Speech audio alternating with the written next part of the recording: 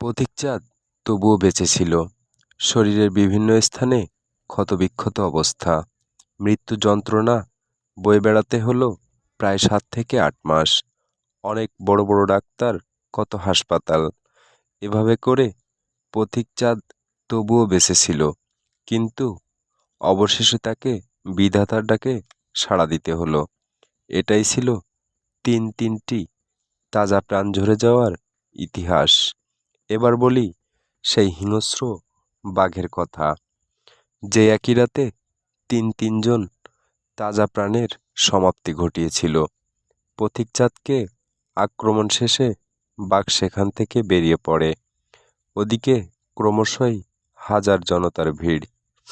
শত নৌকা নিয়ে জেলে ও সাধারণ মানুষেরা নদীতে ঘিরে রাখে, সে যেন ফিরে না যেতে পারে। প্রচুর বৃষ্টি, কিছুতেই থামছে না। ওদিকে স্কুল ঘরে আশ্রয় নেওয়া ব্যক্তিগুলো সেখানেই আছে। অনেকক্ষণ যাবৎ মানুষ বাঘকে দলবদ্ধভাবে তাড়াতে থাকে। ফরেস্ট ডিপার্টমেন্ট, কোস্টগার্ড, বিজিবি ও প্রশাসনের কাছে খবর পৌঁছে যায়। তারাও হাজির। প্রচুর মানুষের জড়তা এবং চিৎকার। এলাকা তখন একরকম বিভীষিকাময় অবস্থা। মানুষের তাড়া খেয়ে বাঘ ভাঙ্গা স্কুল ঘরের একটি রুমে প্রবেশ করে। কিন্তু তখন ভয়ে কেউ সাহস করে ঘরের ভাঙ্গা দরজাটা লাগাতে সাহস পাচ্ছিল না। বাঘ তখন রুমের মধ্যে।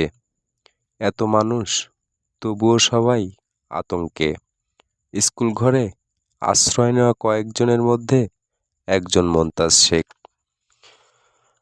এগিয়ে গেল এবং একাই সাহস নিয়ে দরজা বন্ধ করে দিল। আপনারা শুনলে অবাক হবেন। এই মোন্তাজ শেখকে তারও আগে বাঘে আক্রমণ করেছিল। এখনও সে প্রাণ নিয়ে বেঁচে আছে, শরীরে ক্ষতবিক্ষত অবস্থা। আপনারা চাইলে মোন্তাজ শেখকে নিয়ে আমি আরও একটা বাস্তব ঘটনা উপস্থাপন করতে পারি। অবশ্যই আপনার মতামতটি কমেন্ট বক্সে লিখে যাবেন। দরজা বন্ধ হলো। জানালা ও দরজায় এক ধরনের জাল পেতে দেওয়া হলো। আস্তে আস্তে ভোর হয়ে আসছে। মানুষ রাগে, ক্ষোভে, বিভিন্ন জিনিসপত্রের আঘাতে খুঁচিয়ে খুঁচিয়ে বাঘকে মারল। বাঘ মারা পড়ল। ঘর থেকে মাঠে নেওয়া হলো। কেউ লেজ, কেউ পশম, কেউ নখ এভাবে ছিঁড়ে নিতে থাকলো।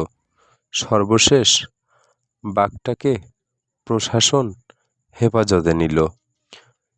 বাস্তব ঘটে যাওয়া গল্পটি আপনার কাছে কেমন মনে হলো অবশ্যই কমেন্ট বক্সে জানাতে ভুলবেন না। একই এলাকায় বাঘ ও কুমিরের আক্রমণ থেকে মৃত্যু ও বেঁচে ফেরা মানুষের গল্প শুনতে চাইলে দয়া করে কমেন্টস করে জানাবেন। ভিডিওটি ভালো লাগলে শেয়ার করে অন্যকে দেখার সুযোগ করে দিবেন।